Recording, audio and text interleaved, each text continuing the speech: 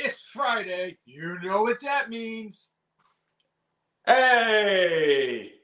Yeah. It is episode 344 of everyone's favorite wrestling podcast, the F and Marks. I'm Jay. He is. I am the Brainless one. And you know what? This was kind of a quiet week. I mean, we had the incredible breaking news that came out right before the show started. But Let's go with it, man. Let's go right into it. So on Monday, Seth Rollins went up against Jinder Mahal in a World Heavyweight Championship match. And during the match, it appeared that Seth Rollins had hurt his leg in a move with him and Jinder. And Seth still ended up winning the match. There's been a lot of speculation the last few days about what is wrong with Seth Rollins because he's been out of action since. And it just came out today that he has a torn MCL and a partial tear of his meniscus. Yeah, this is just really bad news. Clearly, with stuff like that, he is not going to be good for the Rumble. I'm trying to think with MCL. I know with meniscus, usually that's one of the injuries that you could be back within a few weeks. Meniscus or MCL, I believe it's possible he could be okay for WrestleMania, but if you're trying to build a storyline with an injured person, I think it's really difficult. Allegedly, there might be some sort of statement made by Seth Franklin Rollins Monday on Monday Night Raw. It's just really a bummer. We know that the guy's been wrestling, hurt for the past little while and has wanted to build the credibility of the World Heavyweight Championship that they created, that he won the tournament for. And he's done a really good job of building up that title and making it be something that people want. I think he's had some really good feuds, and clearly we were building for him and CM Punk. It wasn't going to be for the Royal Rumble. It was going to be for something down the line, whether it was going to be an Elimination Chamber in Perth, which CM Punk is advertised to be at, or for WrestleMania, or it could have been both. Right. So either way, it's just a huge bummer when you have one of your biggest stars go out with an injury and he'll be out at least for a little bit. All that being said, one of the things we've talked about a lot in the last, month or two is the embarrassment of riches at the main event level that they have right now. There are a lot of people that could be slotted in. There are a lot of storylines, whether it's with CM Punk or with other people, to be able to still have a great main event for night one at WrestleMania. Yeah. And it really does. I guess the question is let's say devil's advocate, Seth Rollins is relinquishing the championship on Monday. What do they do from here? I mean, this is such an extraordinary circumstance. So in the chat, Chris Brown say that he may make the Rumble for the World Heavyweight title now. If that's the case, there are still things we need to find out. My leader in the clubhouse for Royal Rumble winner will be Gunther. Because if you want to sit there and have him leapfrog without having to give up the Intercontinental title, he just wins the Royal Rumble, gets the World Heavyweight Championship, and moves forward. I would not mind seeing Gunther versus CM Punk. Anybody. Except for Nia Jax. Yeah, nobody wants to see anybody versus Nia Jax, though. Yeah, true. What's up, Timmy? What's up, Timmy? How about them Cowboys? And die, Eagles, die. Chris Brown says $50, Punks wins the belt, Priest cashes in and either wins it or falls, which leads to them having a rematch at Mania. The part about Priest cashing in could be a thing. I don't know if they would sit there and set up a rematch at WrestleMania between him and Punk, because I think Punk has other rivalries that are already like baked into the cake instead of starting something from scratch here. Here's the thing, and here's one of the loopholes in all of this. So what's going to happen? So let's say Cody Rhodes has already announced himself at the Royal Rumble. Yep. Cody Rhodes has said that the championship that he wants is the championship his daddy never held. And it's Roman Reigns. It's not the World Heavyweight Championship that Seth Rollins was and only champion of. He wants the WWE Championship from 8-time Marquee Award winner for wettest hair, Roman Reigns. So now he's in the Royal Rumble, and the Royal Rumble's now for the World Heavyweight Championship. No, Cody. No, I don't want this other title. I want to fight Roman at WrestleMania. Right. That's the one caveat of all this, because like now how do you like it's for the World Heavyweight Championship. Now what are you gonna do with Cody? Cody, you're gonna win the Royal Rumble? You're gonna be the World Heavyweight Champion? Is that finishing your story? And the other thing that would definitely add a wrinkle to this is there have been some discussions behind the scenes about having a triple threat with The Rock, Roman, and Cody. My take on that is that's not going to happen. No. The Rock may have a ton of respect for Cody. The Rock is not coming back for a triple threat match. He's coming back to figure out who's the head of the table. Not if Cody, I mean, they can make Cody the head of the table, I guess, but it doesn't make any damn sense. No. Tim has a great idea. What about Cody versus Punk versus MJF in a Tony Khan Coke on a pole match? Oh my God. Could you imagine? I didn't even think of that. That wasn't even a freaking variable I even considered. Because I'm convinced that possibly his injuries are kayfabe. It's certainly possible. Vegas books are saying that MJF could appear in the Royal Rumble. That's what Chris Brown is saying. Could you imagine somehow they do the Royal Rumble and it's for the World Heavyweight Championship? And the first 29 participants come out, number 30 comes out, nothing happens. No music, no nothing. Maybe Curtis Axel tries to come out and somebody beats the shit out of him and nobody takes the spot. Like whoever it was, somebody snaps. Eric Rowan could just come out for no apparent reason other than to just come out and attack Curtis Axel like he did pretty much 9 years ago. Right. So then, all the people in the ring are still fighting, and Cody's the last one. And then they do the countdown again, and number 30 comes out, and it's MJF. I mean, that would be some good shit, pal. Tony Khan would, I don't know. He would be about as befuddled as he was on that clip that I posted on our page about the state of life. And I went to go back and it was gone. I clicked on the link you sent and it was gone. I was like, wait a minute. What happened? It still should be there. I'll have to check again because I tried yesterday and it didn't work. But you know what? Technology doesn't like the brainless one anyway. Yeah? Yeah? But honestly, Jay, I mean, it sucks. It really does for Seth Rollins to not be there for WrestleMania.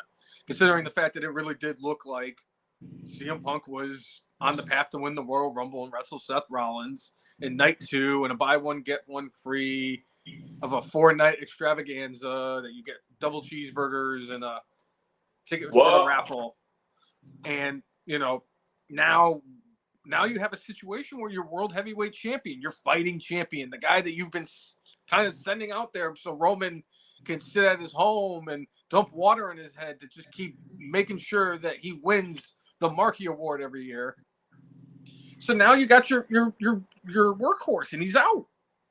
They got to do something. I mean, Gunther. I think Gunther makes a whole lot of sense if they put the World Heavyweight title as the end game for the Royal Rumble at this point. So let's say they don't, because this if they did it, it would be the third time, right? Because Ric Flair did it in 92. Roman Reigns did it in 2016. Yes. And let's say they don't do that. What are they going to do? They're going to have a match at the Royal Rumble? Are you going to have? I mean, they can set up whether it's a tournament leading up to WrestleMania, a tournament leading up to Elimination Chamber. They could have the title decided in Elimination Chamber. That is one way to, if you really wanted to sell tickets, because I know that the ticket sales in Australia has not been as good as they were hoping. To crown a new World Heavyweight Champion inside an Elimination Chamber might solve that problem. So, quite honestly, of all the options that we've discussed, I think that one makes the most sense. And again, you could still have Gunther be that person. Unless Tony Khan sticks his head out of his cocaine long enough so that Ric Flair can have a conversation with him for 2 seconds so that he can convince him to wrestle in the 2024 Royal Rumble because the World Heavyweight Championship is on the line. I mean, he wants to get AEW has now, according to them, Ric Flair is a 21-time world champion. That's all right. Charlotte's still going to beat him. He could be no doubt about that. And I think it's possible in AEW that maybe we haven't seen the end of Ric Flair's world title reigns. I love the cocaine. I love the cocaine. No, Jay. No. Because all I ever think about with Ric Flair in the ring recently is the time where he plugged his pacemaker back in during the match.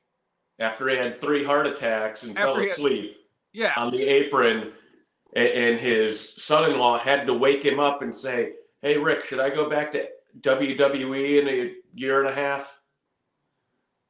Yes. After this whole tour is done and you and Carney, Jeff Jarrett can go back to AEW, do you mind if I go work with Charlotte again, wrestling for Triple H? Hey, hold on. Hey, Hunter, I'll be at the Royal Rumble.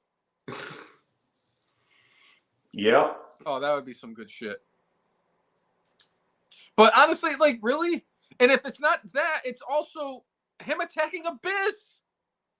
Those are my 2 lasting moments and memories of Ric Flair in the ring, are those 2 moments.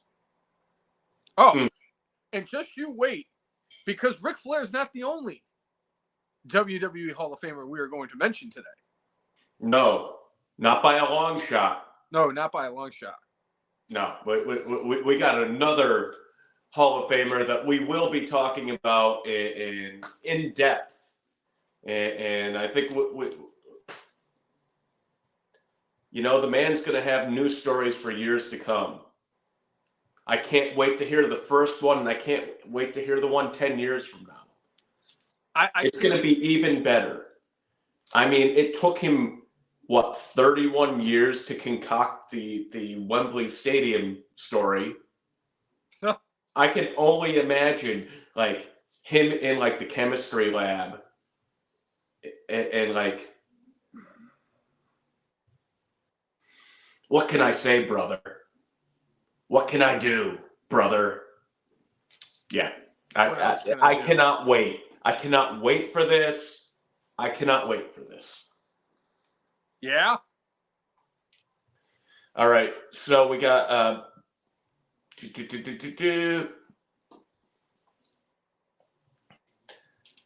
Chris Brown asking, what the hell do you do with Drew McIntyre right now? And Tim saying, Gunther versus Brock for the vacant title. Brock is rumored to be returning soon. Well, the thing is, with the Royal Rumble, like 8 days away, we have not seen or heard a whiff of Brock Lesnar. Are they going to use him as a surprise for the Rumble? Will he come out on Monday? Will he come out tonight? Will he come out next Friday? I mean, I know I've already thrown my hat in the ring and said that I am going to be in Royal Rumble 2024. Brock Lesnar has not. So if he decides to come out, even though I be like, sorry, dude, there's already 30 participants. I'm in. You're not. I said it first. I said it first, Brock. Oh, you know what this means, Jay? You know what we need? We need Brock Lesnar showing up in the middle of the Royal Rumble and telling either Adam Pearce or Nick Aldis. He needs to tell one of them, like, hey, I'm in this Rumble. Sorry, Brock. Like you said, 30 people. Sorry, Brock. There's already 30 people in there. And they're in the spot where all the guys are coming through where they're about to stand in gorilla right before they're about to go out. And Heath Slater walks up, hey, guys, I got to win this Rumble because I got to feed my kids. I got kids. And Brock, like, F5s him and then takes his spot in the Rumble. I like that. I want to go in a different direction, but similar concept. I want Zach Gowen to be a special entrant, but I want to see Brock Lesnar wheel him off the Titantron. Jay, that's not fair. Because there's no way, because I'm telling you right now, it's physically impossible. If you ask physics and anybody involved with physics, Zach Gowen cannot lose the Royal Rumble because the only way you could get eliminated is if 2 feet touch the ground. So there's quite a bit of an issue when it comes to a one-legged man in a Royal Rumble. He has a better chance at winning the Royal Rumble than he does of winning an ass-kicking contest. All right, Tim has in the chat, and this would completely solve the Drew McIntyre situation, and I think could also possibly solve the World Heavyweight title situation simultaneously. A 3MB triple threat match. Inside the Punjabi prison. I think that would be a great idea. And when they're in the first cell inside of the second cell, like as soon as the bell rings, they have to do the air guitar shit. Yes. That's the only way I'm signing off on that as the World Heavyweight Championship match. I still want to book it the way that I talked about a week or two ago, where the 3 of them are in the ring simultaneously. They do their air guitar thing, and then Drew throws the both of them out. Well, I mean, if CM Punk gets his way, Drew McIntyre is getting thrown out last. All right. So it's very I actually, you do have a knack for speaking things into existence. Punjabi prison, you know, you got to keep speaking that into existence. I want that. I want that just as much as I want Sheamus to go back to the Shameful Thing Lobster Head song. The fans deserve it. And quite honestly, I think every member of the 3MB wants it. The only 3 I want to see in that ring more than those 3 is if somehow, some way, Cody and CM Punk are the last 2 standing in the ring and number 30 still hasn't come out and MJF's music hits. Could you imagine if the last 3 in the Royal Rumble were MJF, CM Punk, and Cody Rhodes? Oh, I mean, Tony Khan would just lose his marbles.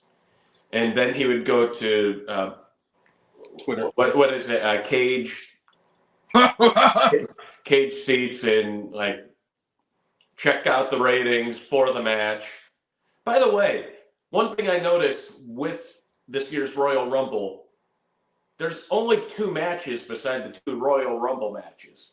Usually there are more things involved. I'm wondering if Seth Rollins was originally part of those plans and they now have to shift because of that. And I'm wondering if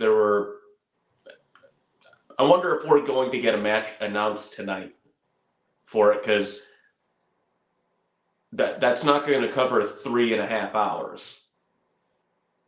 Well, to be fair, you have to realize that one of the matches is the undisputed WWE Universal Championship. Yeah, Fatal 4-Way, where that match will be like 45 minutes. The match itself is going to be 45 minutes. Yeah. You're going to need another 2.5 hours just to get through Roman Reigns, because this is Randy Orton's first Royal Rumble since he returned, so he's going to soak in that moment. AJ Styles is kind of dark and mysterious now, so he's probably going to take his sweet time to get in the ring. And LA Knight's just going to do LA Knight thing. Yeah. Yeah. Unfortunately, he's there to eat the pinfall. Yeah. Yeah. But at least honest to goodness, though, this time last year, he was in a gimmicky match, which he lost in 3 minutes. I like that match. I know I'm one of the few, but everybody's got a guilty pleasure wrestling match, Cousin Jay. Everybody does. Mine's the gimmick battle royal from WrestleMania 17. Yeah. So, but that itself is going to take at least 2.5 hours.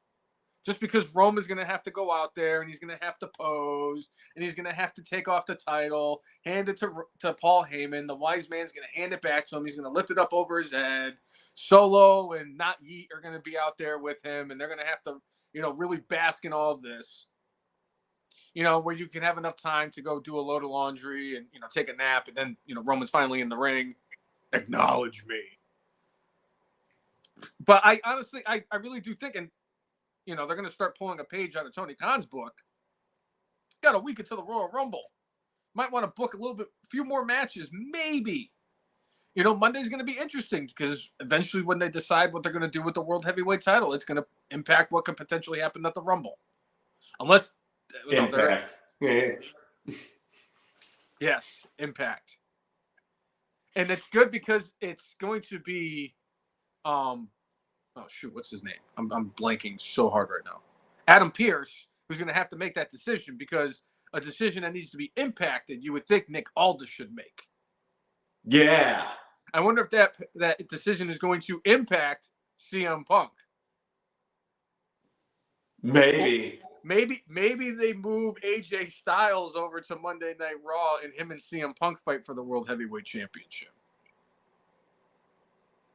And they could have Dixie Carter come out and hold the title over her head. Yes. I don't want that woman touching any championship in WWE. Why not?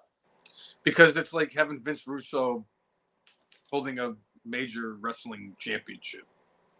Yeah. Ugh. Ugh. We did speak about Seth Rollins and his knee injury. Let's talk about another knee injury. Poor Cora Jade. Cora Jade felt like on an upswing and doing some good things in NXT. And it sounds like they're saying that she may be out for up to a year. Yeah. Torn ACL. It sucks when you're making that ascent and then you're just... Circumstance sucks. And we've seen that many times. I mean, Chelsea Green, how many times did she get injured at the wrong time, wrong place? Happening to Cora Jade. On Chelsea Green note, she got her green card. Good for her. That allows her to, kind of permanently be in the United States, earn money, and not have to worry about having to deal with visa issues or anything like that going forward in the United States. It probably helps in that she's married to Zack Ryder, a.k.a. Matt Cardona, who is an American citizen. So, are you serious, bro? Yeah. Good for Chelsea Green. I'm glad that finally she's gotten over the hump as far as the injuries go. Yeah. And she and Piper Niven are killing it. And oh, by the way, I've enjoyed the promos that I've been seeing them do on Raw and SmackDown that have been very not Kevin Dunn.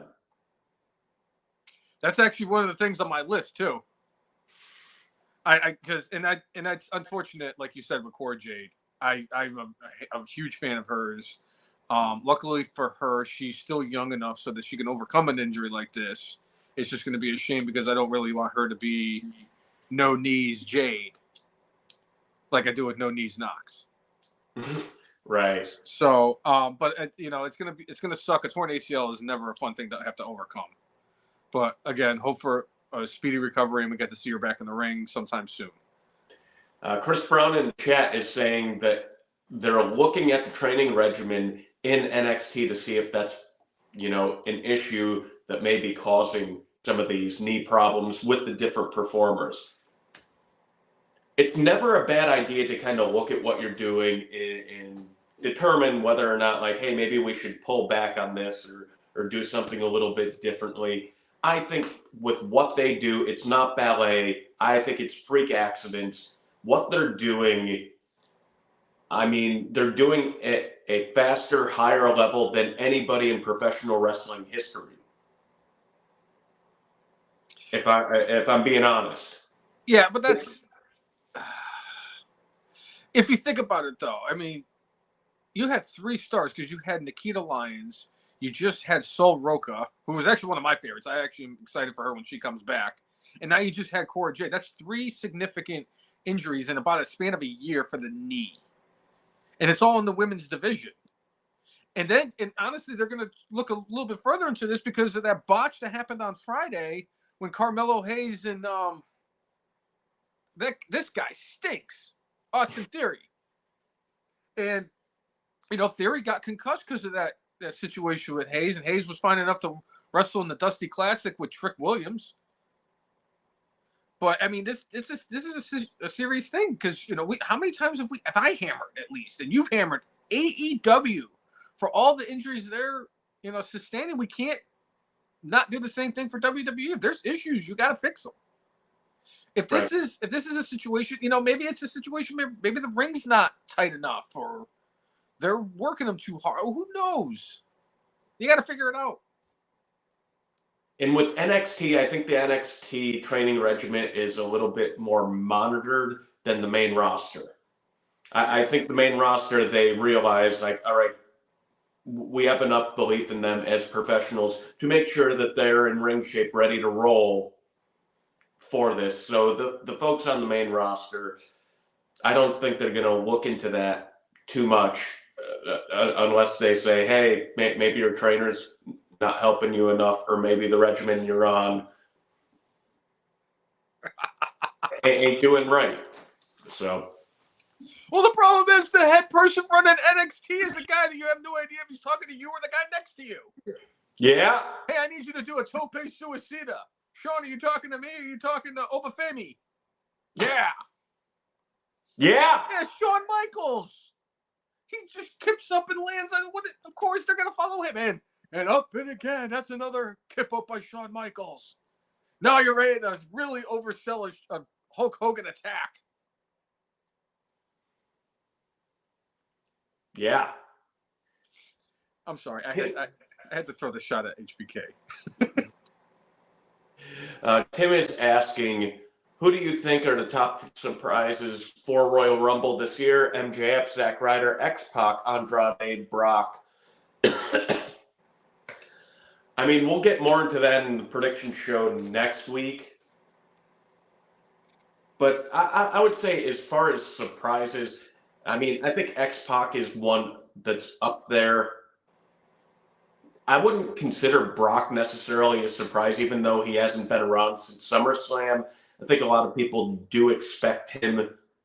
Andrade, at least for folks like us, is not unexpected. Right. Now, MJF would be a bit more unexpected because it's, as much as it's been alleged in the wrestling media that he re-signed with AEW, he's not the champion anymore over there. He was written off TV. He's off the website. It's highly possible that the whole thing, is legit. Do I think it's kayfabe? Yes. Do I think it's possible that it's going to be a real, he's really done with AEW? Possible, but I would say 25% chance. MJF would surprise me. Brock Lesnar's the one human being on planet Earth that no matter what the circumstance is, in the back of my mind, that man can show up.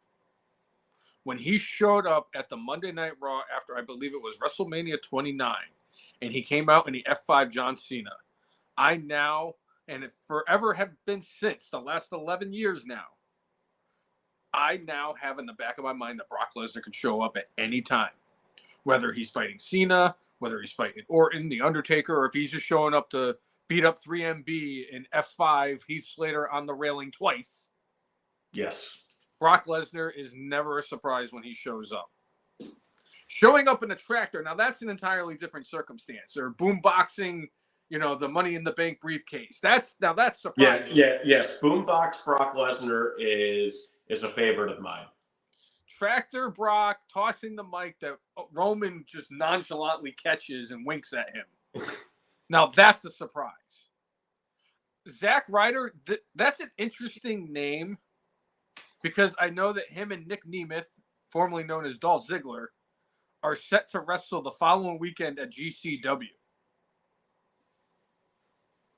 Triple H has certainly been more okay with bringing people in, allowing, having them show up on WWE TV and then finishing whatever dates they have on their slate. So I think it's possible that it could still happen. I don't think Matt Cardona, with what he wants for his career, would show up in WWE. He said, I don't want to be just a guy. I've already been just a guy. If he goes to WWE right now, I'm sorry, Zach. I'm sorry, Matt. You would be a jag. You would just be there. As good as you are, at this point, is he early 40s? No, he's just under 40. I think he's 39. He does not have the level of audience, in my view, that Cody Rhodes had coming into WWE. He has a following, but not that same level. Bringing him back at this point, I don't think he would make it to the top, and he would be just a guy. I don't see him coming back. He could come back for the Royal Rumble as a one-off. Yep. But not on any sort of run because he has different ideas and different goals for himself. He just got to come out with the spray tan, woo, woo, woo, you know it, do the radio entrance and all that stuff, come out, get tossed out in 12 seconds, there you go. Zack Ryder, thanks for showing up. Because if he comes out as Matt Cardona and the crowd goes mild, then nobody's going to know him as Matt Cardona. He's Zack Ryder. And I know that's a big sticking point for him, that he does not want to be known as Zack Ryder anymore. He wants to be known as Matt Cardona. Because that's what he's been making a name for himself as, because the Zack Ryder name is always associated with WWE. And come on, it's not that bad. Zack Ryder isn't that bad. At least you weren't Kazarni. To be fair, nobody's Kazarni. Not even Kazarni is Kazarni. By the way, I thought about him on my list of my top 10 for tonight. And it's funny that you mentioned a certain somebody as a surprise entrant in the Royal Rumble, because he's also mentioned on this list for tonight. But I did think about him, Kazarni, for this list of my top 10 jobbers of all time. Spoiler alert, Cousin Jay, I know you're going to be very upset, and I'm sorry, but I did not find a spot for Duke Droese on my top 10 jobbers list. What? You know what? He's trash. All right. Not only am I going to tell you he's not a jobber, I can tell you right now that Duke the Dumpster Droese is above the Coco Beware line.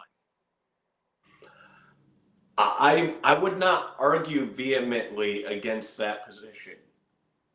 Just because I remember distinctly in his career that he wrestled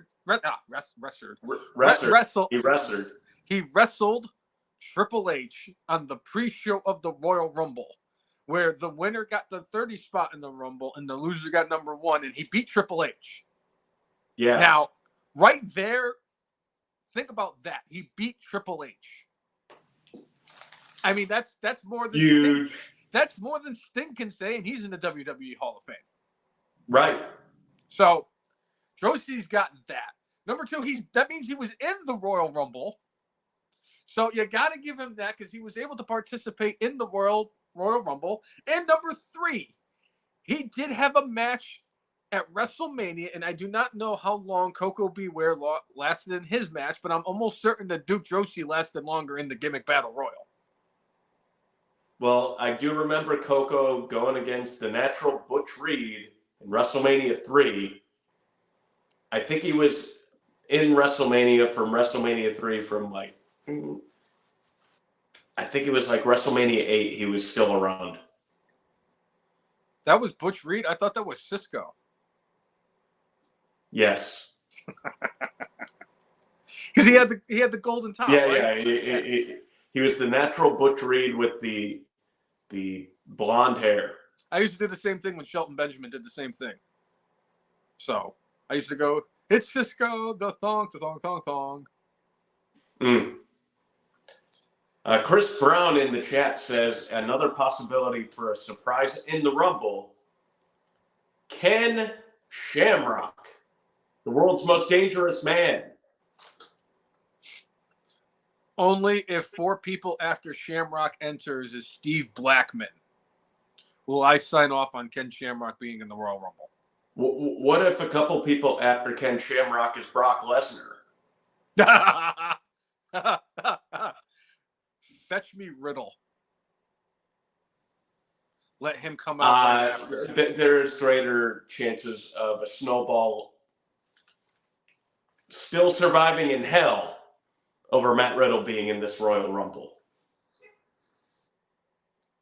Fair enough. Bro. Matt Riddle did nothing wrong, according to Matt Riddle. It's just a bunch of circumstance. Oh, by the way, I do drugs. Oh, by the way, I cause a scene everywhere I go. Oh, by the way, I wreck my own life and those around me, but it's all everybody else's fault. Bro. I am not to blame, bro, for all the dysfunction and shit that goes on with me. Bro. It's everybody else's fault, bro. Bro. I mean, my wife, she was terrible to me, and I was so much better after I divorced her and stopped having my kids around. My life was so much better, bro. I'm glad I ditched them, bro. WWE is good to be without you. As talented as a performer as Matt Riddle is, and is as interesting of a character as he had, no. Yeah. Matt Riddle, you stay in purgatory, in my view, forever. Yeah. I agree. I just thought it'd be funny, like Matt Riddle's in there with Brock Lesnar or Ken Shamrock, and they both just beat the ever-loving shit out of him. Yes. I would actually pay that. I would pay to see that, whatever Peacock is, plus more. But speaking of Riddle, did you hear the most recent thing he said in an interview in his I'm getting closer to the Hulkster and the Hulkameter, brother? Maybe. I've seen a lot of interviews from him lately, but this one takes the cake. And when I heard this one, I laughed so hard that I'm a little embarrassed that I laughed as hard as I did. So apparently, after Matt Hardy had left, WWE had flirted with the idea of putting Matt Riddle with Jeff Hardy in a tag team. And they were going to be called the Hardy Bros. And apparently, Jeff was the one that had an issue with it because it seemed too close to it being like the Hardy Boys, and he didn't want to disrespect his brother. I don't know if it was asked of him in an interview, but I'm pretty sure that Jeff Hardy would deny all of this. Just like Lars Ulrich denied any allegations of Hulk Hogan saying that he was offered the bass position in Metallica. Speaking of two-time WWE Hall of Famer Hulk Hogan, apparently he is a great hero and he is a real American. In this past week, there was somebody involved, a girl, a 17-year-old girl involved in a car wreck. Her car ended up, spinning over, and she was helped in part by Hulk Hogan and saved from clearly imminent disaster by the Hulkster. There were other people involved, but I cannot wait to hear Hulk Hogan's story for this. I'm glad you mentioned it, Cousin Jay, because that is the actual story. Now, for everyone else, that's a great story in its own right. Hulk Hogan saves a 17-year-old girl whose car flipped over. I can tell you safely that is not how Hulk Hogan remembers it. And how does he remember it, Brainless One? And if I may, I would like to take a crack at being Hulk Hogan. Okay. Give me un momento. I am going to get into character more so than I've ever done on this podcast before. All right. Brother. You got your New York Giants version of a bandana on.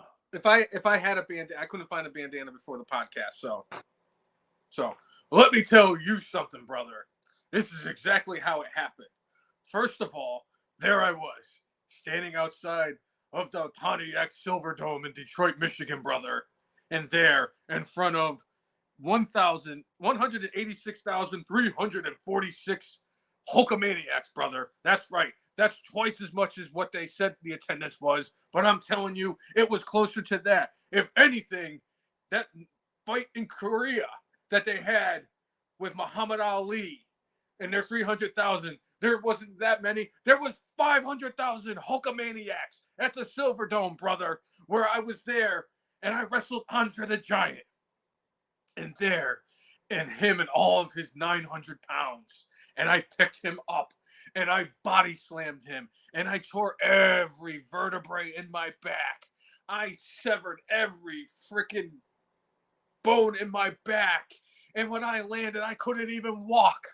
And I still went over and I covered him 1, 2, 3 to become WWF champion, brother. Oh, sorry, that was the wrong story.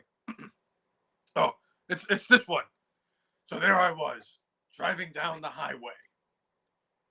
And as I was on my way to pick up the kids from school, Brooke and Nick get in my car and we drive back home.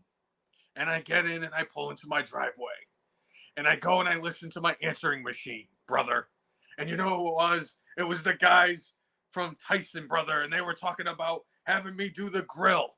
And they were like, well, Hogan, we're not going to get to you, so we're going to give it to George Foreman instead, brother. Oh, shit, that wasn't it either. Damn, there's too many lies. Hold on. Let me channel. I am a Hulkamaniac. I am a real American. Fight for the rights of every man. I am a real American. Well, let me tell you something, brother. So there I was, Sky Daly and I. We were driving down the highway. And as we were making our way down the highway, we saw a pickup truck that had flipped over, brother.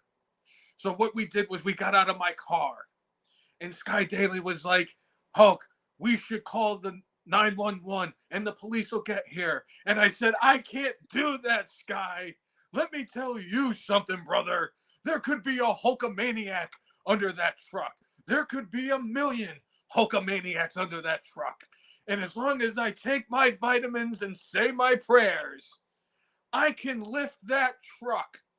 And I, brother, walked over to that pickup truck, and with the powers of L. Ron Hubbard, who said to me in my thoughts as I went with the 24-inch pythons to lift up the truck and save the children from the horrible, awful crash, L. Ron Hubbard came to me, brother, and said, Hulk, if you do this, we change the name of Scientology to Hulkamania. And you know what, brother? The pythons grew twice the size that day, brother. And I had 48-inch pythons because in this situation, Hulk Hogan definitely has bigger pythons than Terry Bollea. And I lifted the truck, and I rescued all of the children from underneath that truck. And I took it, and I threw it, and I dropped it on the Iron Sheik, brother. And that's what killed the Iron Sheik. Me throwing the pickup truck. That's not how it happened.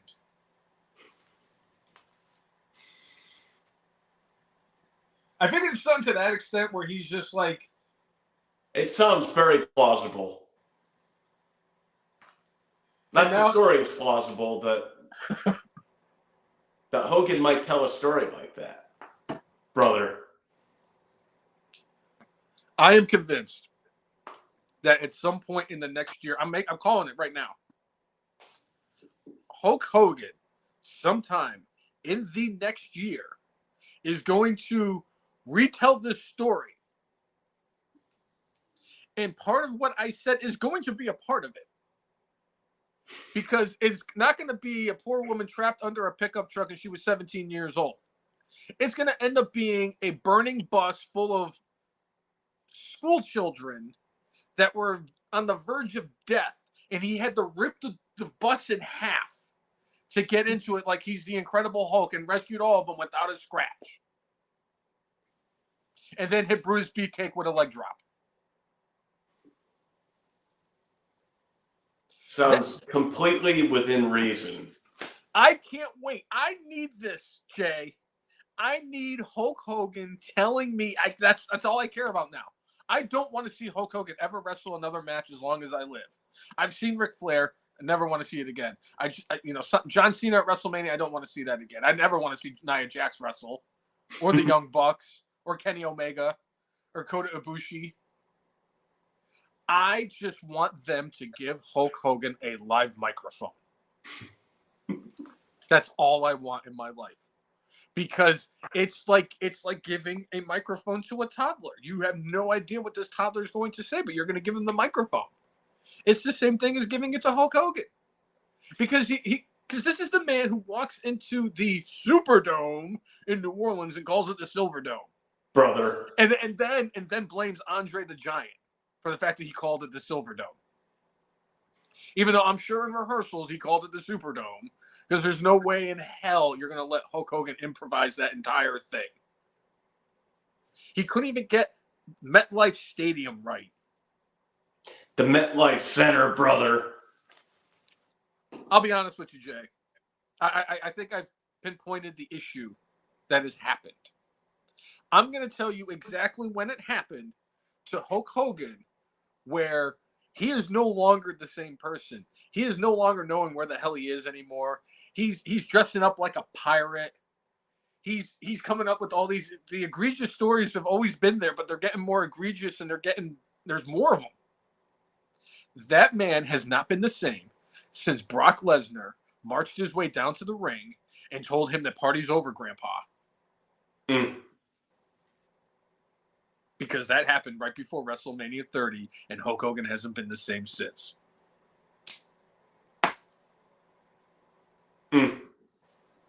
But again, I still want to see Hulk Hogan with a live microphone, and if they're celebrating Hulkamania, give the fans what they want. He doesn't even have to be coked out.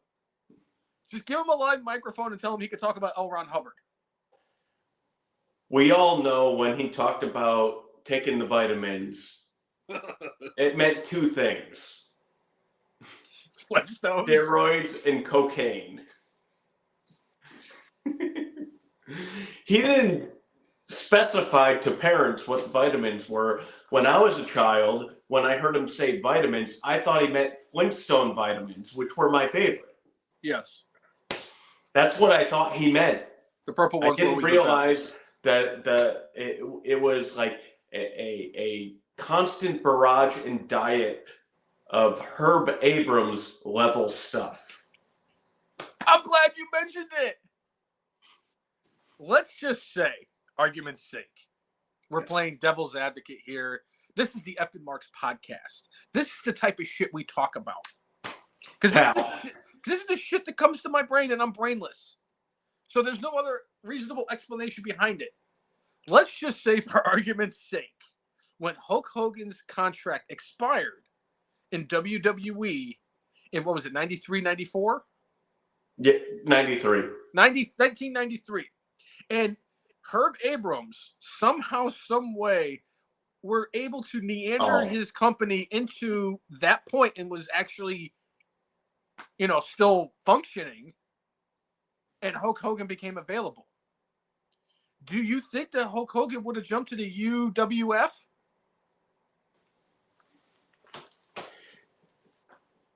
Could you imagine Hulk Hogan and Herb Abrams having a hookers and blow party? I think with Hulk Hogan at that point, he would have said, "It's not big enough for me, brother, but I'm going to party with you." And if he was a little bit younger, I think we would see him in the AEW doing some blow at Tony. Oh, Tony Khan has the money for it. Nobody wants to see Hulk Hogan. The Snowman. He's Hulk Hogan has found out to be a piece of shit. So. Yeah. It's fun. That's great. They think Hulk Hogan's a piece of shit, but they're trying to sway Monet to AEW. I did mention Snow. I did mention the Snowman. Yes. I got to give a lot of props to the WWE crew braving the elements, driving night and day, and figuring out a way to keep the show going for Monday Night Raw.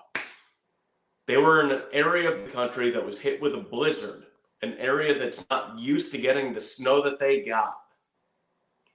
Not only did the performers figure out a way to get to the arena, they had to build the Raw set in a way that it's never been built before because they could not hoist it from the rafters for fear that it may collapse the roof, which happened to the mall, aka the Hartford Civic Center, back in the late 70s. Home of the Whalers. Yes. Go. The fact that they were able to figure out a way to rig together a Titantron, a Jumbotron for the show without having it hoisted into the rafters with like no notice. The fact that everybody showed up. The fact that they were able to put on the show. One thing I have always been amazed, and WWE has always been the show must go on. No matter what, whether it's 9/11, whether it's COVID, anything, the show must go on. They had that show where there was the blizzard and they had like JBL out in the middle of the storm in Connecticut. And they went out and put on a show on Monday night. Unfortunately, it injured Seth Rollins. But they were there.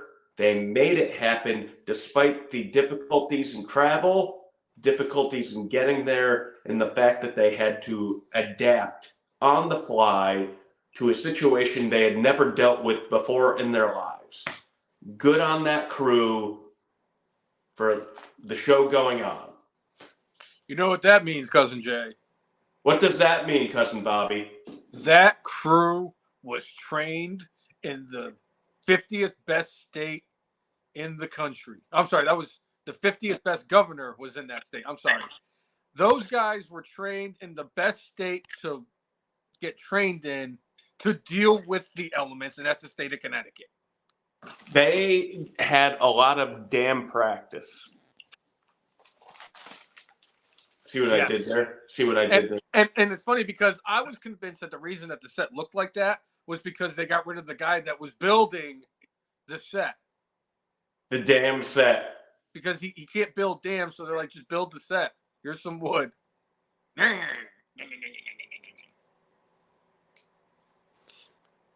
That's the sound of Kevin Dunn.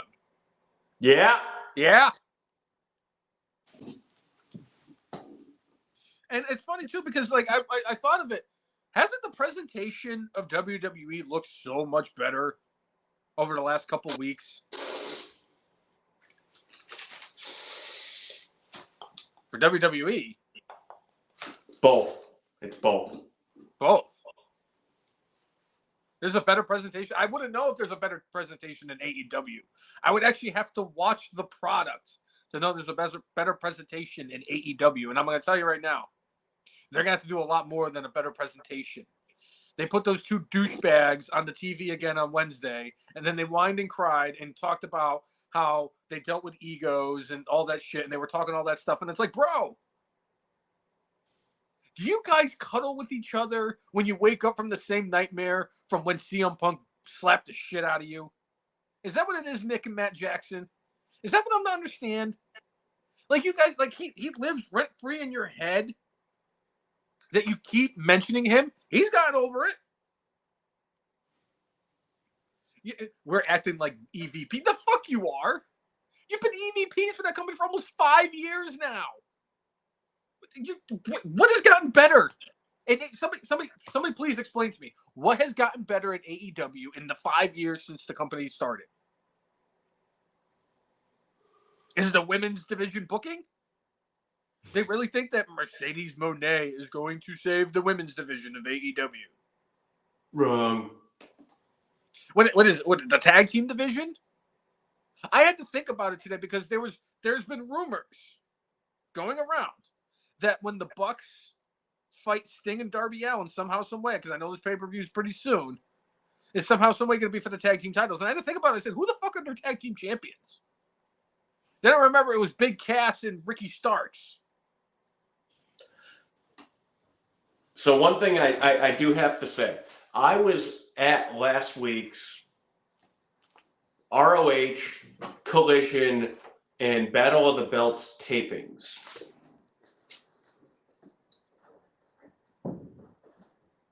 It was a fucking great show. Even the 2 minutes of nonsense that we got from Tony Khan, I know I posted about a minute or so of the nonsense. And I ended up using a song from the band Buck Cherry called Lit Up. By the way, the refrain in the song is I love the cocaine, I love the cocaine. Just saying. For the show being 4 hours, I was entertained the entire time. It was a really good show. So the bell-to-bell action in AEW is there. It's what it needs to be. It's the cocaine booking that is the problem. There's nothing wrong with the bell-to-bell action. You know, having the FTR with Daniel Garcia, who is trying to steal 30 years later Alex Wonderkin's gimmick with the dancing. Having them go against the House of Black. That was a fucking great match. Fucking great. The fact that, so the way that they did prevent the crowd from going full heel on Jericho was they had a Norfolk street fight and had the match go on and on and on for like 20 minutes before they came into the arena to build up the fans into a frenzy so they were not booing the shit out of Jericho. Like when he was mentioned when they were starting the match, he was booed. In the arena, he was booed. I don't know how it was on TV. That match was fucking awesome too. Sammy Guevara doing some stupid Shane McMahon level shit at the end of it. It was fucking great. It was pretty cool. Really was. Jericho, like, from the vantage point I was at, I thought the Big Bill, a.k.a. Big Cass, had missed the table completely and that Jericho was dead. Because there was an apparatus in front of me that prevented me from seeing that there was another table there that Jericho went through. Was it a scaffold? It was not a scaffold. PN News did not make a drop into that zone, did not leave a hole in the ring like Mick Foley did at No Way Out against Triple H, Hell in the Cell. It was not that level. That match was freaking great. Honestly, I wish I was outside at ODU watching them beat the crap out of each other in the streets. I would have told them to go down, maybe like an extra couple of doors down the road to get a couple of hot dogs, beat the crap out of each other. The most memorable thing and favorite thing for me was that they were in catering and there was no food left. And I have a theory about why there was no food left in catering. Kevin Owens came to visit? No. Oh, no. Oh, no. Oh, no. The Mauler Meatloaf. I apologize. You're right. He was definitely there, especially if Ring of Honor. Oh, yeah. Oh, no. Oh, yeah. So there was no food in catering. No food in catering. And we got to see Adam Edge not once, but twice. And me and F and Mark's Hall of Famer El Jefe had a freaking great time at that show. Ring of Honor, we got to see, Claudio Castagnoli have a match. We got to see a lot of really good stuff, a lot of fun stuff. I thought the flow of the show was really good. I would go to another AEW show. I would go specifically even probably to watch Tony Khan talk in front of me for 10 to 20 minutes because of how listless and crazy it sounds. I just wanted to be known. I wrote it on my list last week. Number 5, I can't endure a Tony Khan announcement live. And holy shit, I was just joking. I didn't think he was going to make an announcement last weekend, and he did. Yeah. I mean, that is good shit. And another thing, I got number 6, too. I just watched Clash 13 instead. I mean, that's a great choice, always. Oh, it's always a great choice. That's another of my guilty pleasures for professional life. If I learned how to talk, professional wrestling. Yeah. I botched so bad, Tony Khan just offered me a contract. That sounds good. AEW botches. Oh, good. You can declare yourself for the Royal Rumble, and I'm going to declare myself for the Casino Battle Royal. All right. Book it. I will last longer than Santino Marella did in that Rumble. I wasn't ready.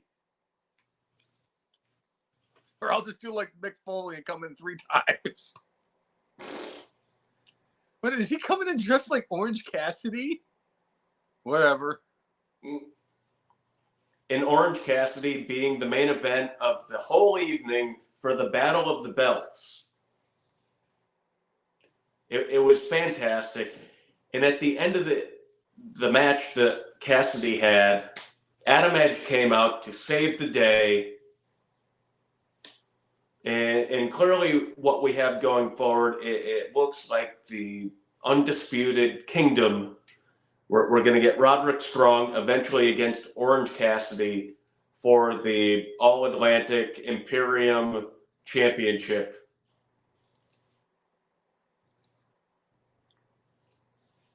I need Bobby Fish to return. Well, I mean, he's probably still posing for his Civil War photo. You know, back then it took a little bit of time after the Flash.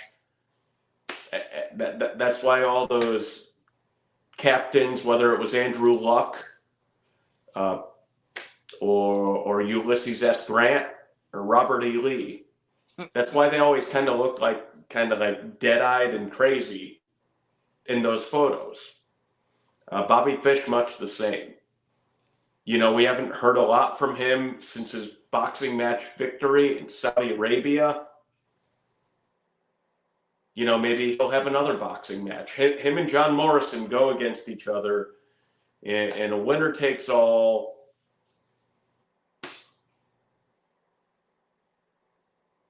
Who's older than dirt? Although that should be what Ric Flair. Yes.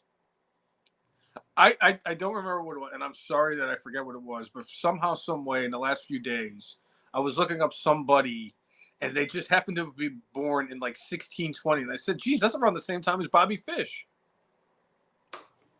Yes. Yeah, Bobby Fish actually was there with Miles Standish all those days ago. And, yeah, when William Penn actually settled the Pennsylvania colony for the Dutch, Bobby Fish was there. He had a twisted mustache and a beard. And he wore one of the, you know, one of those big English hats. It was great. Mm-hmm. Bobby Fish. Bobby Fish has been everywhere, man. I mean, we said it. He was technically one of the two fish on Noah's Ark. Yes. So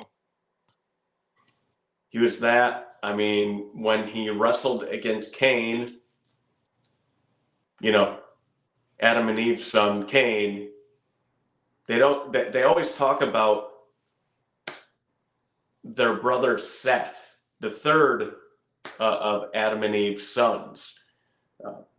I don't think it's Seth Rollins, because Seth Rollins doesn't seem that old. But they don't talk about the fourth son, Bobby Fish, and their cousin, Ric Flair. Woo! Oh, that's such good shit. I'm sitting there going, damn, I've crossed off all my notes? No, that was last week's episode, Ding Dong. Ding Dong, hello! Oh. It did look like we did have a lot of people make appearances in new organizations. We did. And I want to start off with the Jungle Jerk-Off. Oh, I'm glad you did, because that was on my list too. I do not believe the Jungle Jerk-Off ripping up his AEW contract means that he's done with AEW. This was storyline.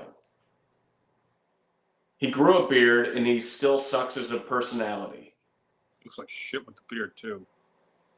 Yeah. He looks like... You know what he looks like?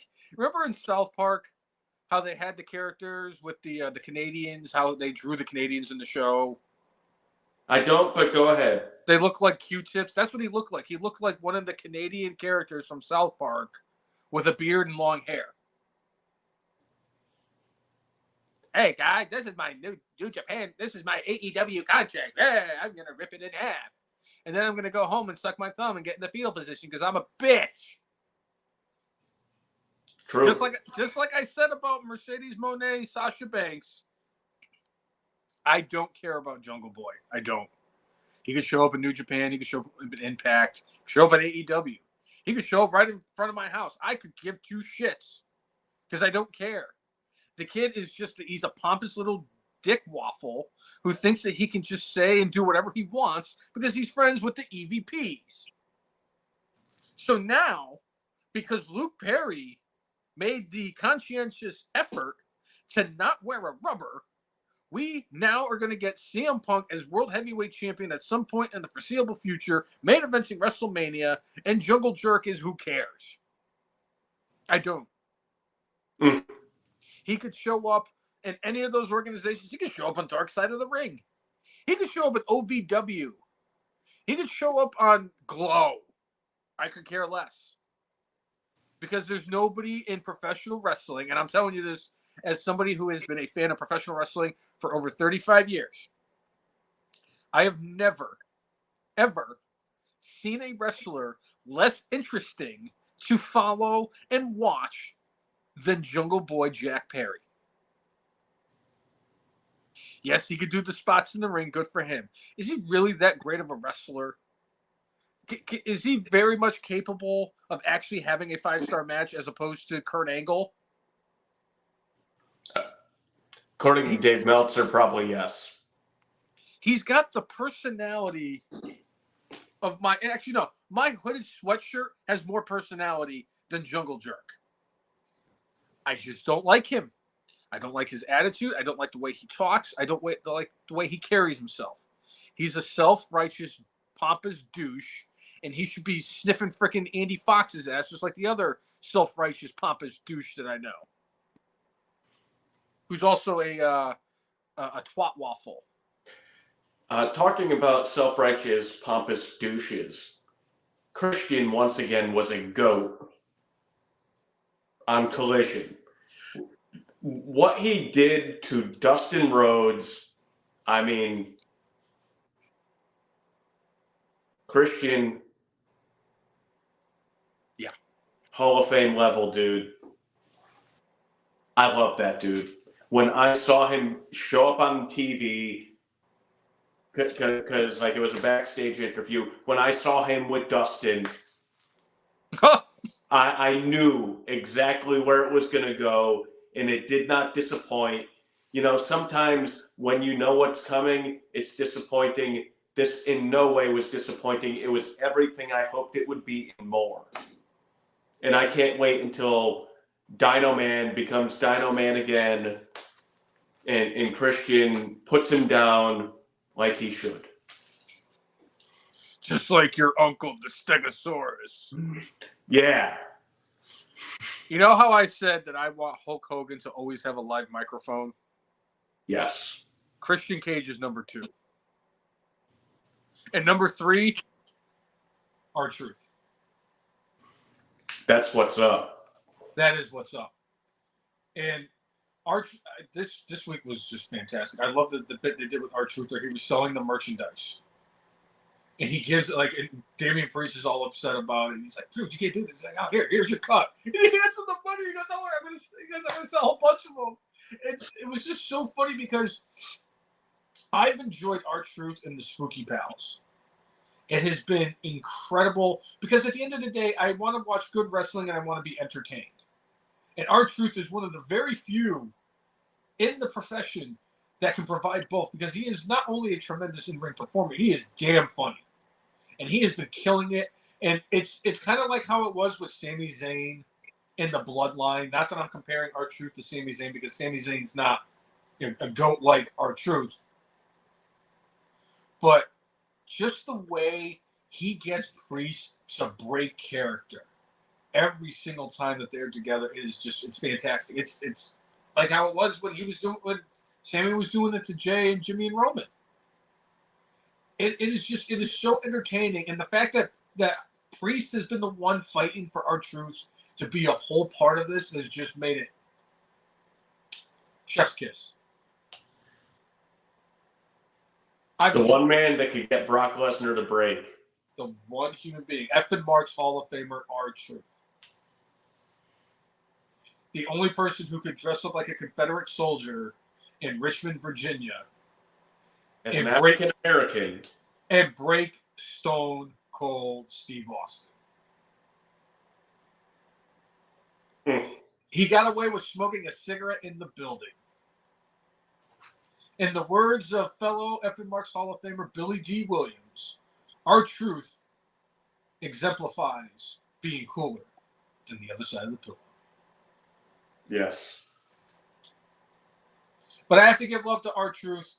You know, he's been selling a lot of merchandise. He has been an absolute treasure. I hate the fact that everybody seems to have overshadowed the fact that CM Punk and Randy Orton both returned in Chicago at Survivor Series. But let's not kid ourselves and not talk about the fact that R-Truth was, and has been the MVP of WWE since he returned to Survivor Series. Yeah. He's got a... There you go. There's your new World Heavyweight Champion. The summer of Punk in 2011 cost us the summer of R-Truth in 2011. You got to make it up to Drew, you know, because he held the championship in front of the fans. That's fine. R-Truth deserves his moment in the sun, and I need him to come out and win the World Heavyweight Championship at 6 o'clock in the morning in Australia. You don't want him. You don't want him to bring a ladder into the Royal Rumble and figure out a way to. My bad. And then Kane tosses him out. Only if Kane does toss him out. But if they're gonna redo that bit at the Royal Rumble this year, Curtis Axel better come out as number 6 and get attacked by Redbeard. You did bring up Kane. Oh, by the way, our former president, who might be our future president, actually had Kane with him in Iowa, and he actually brought up not only Kane, but The Undertaker. I thought it was a cool moment, a weird moment where, you know, crazy U.S. politician with the mayor of Knox County in Iowa, I think it was in Iowa, just, I thought it was very interesting, and I enjoy when professional wrestling gets involved with whether it's politics or things that are cultural. Oh, by the way, there were a couple other things that happened. We had Paul Walter Hauser, who won the Emmy. I love that. And he was the outstanding supporting actor, and I think it was in a show it was for the show Blackbird on Apple Plus. He specifically name dropped Matt Cardona, Kota Ibushi, and did reference about getting the tables. I enjoy seeing stuff like that. And oh, by the way, Joel Embiid continues to do the DX crotch chop after getting fined from the NBA. I enjoy all those things. Keep up the good work, everybody. But yet, my favorite gimmick about professional wrestling involved in other everyday life is the fact that the Jacksonville Jaguars controlled their own destiny and shit their pants and didn't make the playoffs. Yes. Because it's only going to lead to Tony Khan making the switch where Trevor Lawrence starts showing up on Wednesday nights to team up with Adam Hangman Page, who, by the way, I saw a most recent picture of him. Is he trying to be Terry Allen in the worst possible way, or am I just delusional? Oh, I'm sorry. For the novice wrestling fans, Terry Allen is Magnum TA. He definitely does kind of look like him. And they're both from Virginia, aren't they? Magnum TA started out from the Virginia Beach area. I mean, Hangman's from a different part of Virginia, and he was actually on the Collision show too. Sorry. And he had a fine match. He did buckshot lariat and he didn't screw it up, so that's good. He's the one person in AEW that took the biggest fall from grace from me. And it's basically everybody who's ever associated with those clowns. But I know that Hangman Page and Plumber Mox probably took the 2 biggest falls from grace. I still like Moxley. I don't care what anybody says. The dude looks like he can still wrestle in an actual wrestling match. He just prefers to be a garbage death match fighter for whatever reason, and I don't know why. I just hate the fact that he's so anti WWE that his head is so far up Tony Khan's ass that when Tony's doing lines, Mox is the one that's actually taking them. Yeah. Which is funny because his head's usually next to Matt Hardy's and Chris Jericho's up his ass. Actually, no. Actually, I'm starting to think it might be Chris Jericho might be taking that because I'm actually questioning taking him out of my Rushmore. Me taking the GOAT of Ghosts, who's GOAT more than Ghosts have ever goated in the history of GOATdom, and I'm going to take him out. Then again, if I haven't kicked Hulk Hogan out, I don't know if I could kick out Chris Jericho. And Jericho, for his part, as far as the match that they had, he and Sammy Guevara versus Big Bill and Ricky Starks, it was outstanding. I can't say a bad thing about him performing on Collision. Or actually, it was Battle of the Belts. I can't say a bad thing about it, quite honestly. If he's guilty of the things that have been accused of him,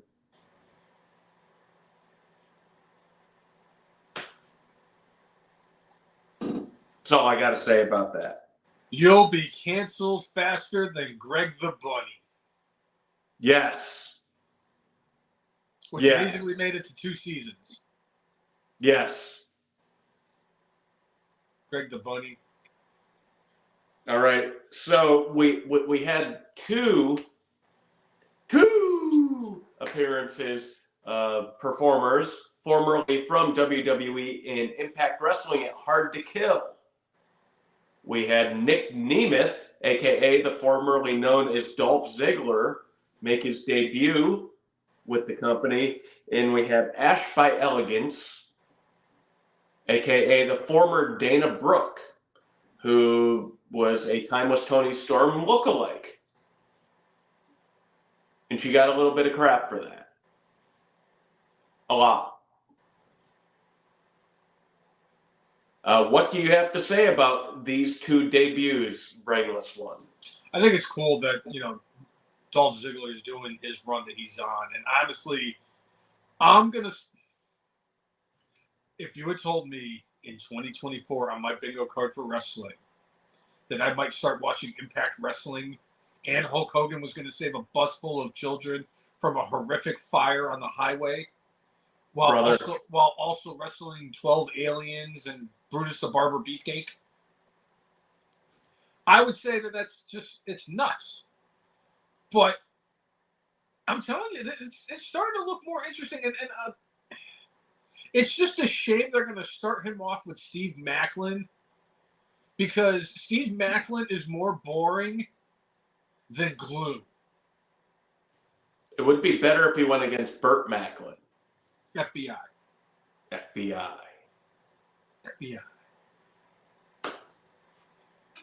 And honestly, it's more of a desire for me to watch because guys like Josh Alexander, him and Will Ospreay had an incredible match at the first, pay-per-view based in, as Impact again after being rebranded from TNA.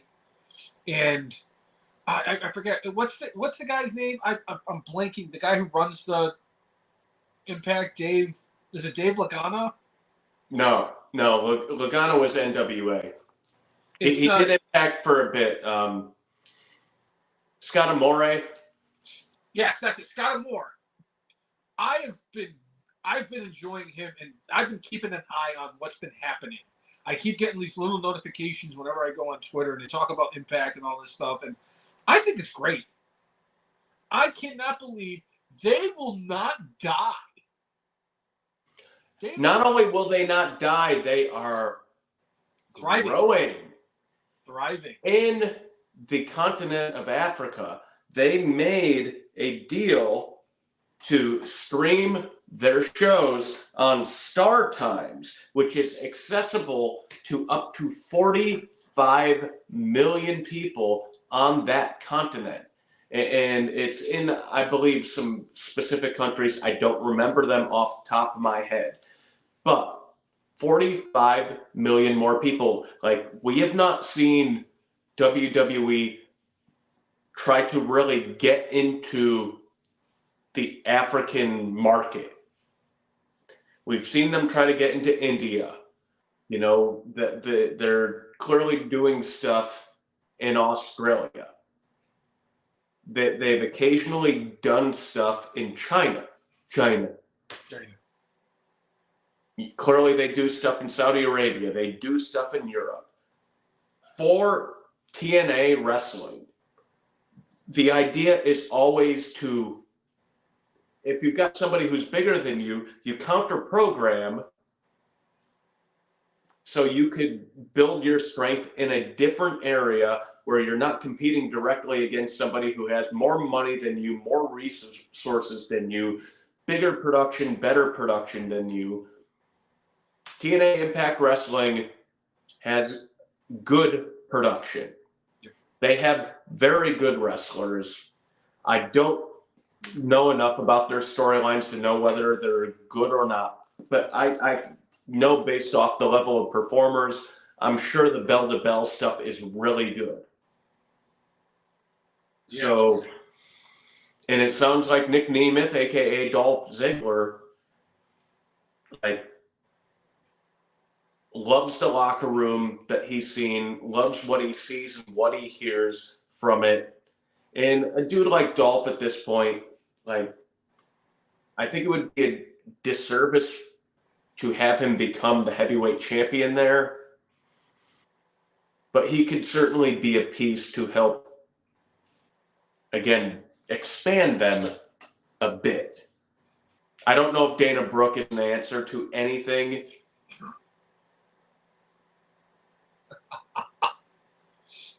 Well, I mean, she is technically the answer to one thing. She is the most famous person from F. and Mark's LFA's high school. Right. Very true. Which is a shame because from the greatest high school in the history of high schools in this country, Bristol Eastern. Right.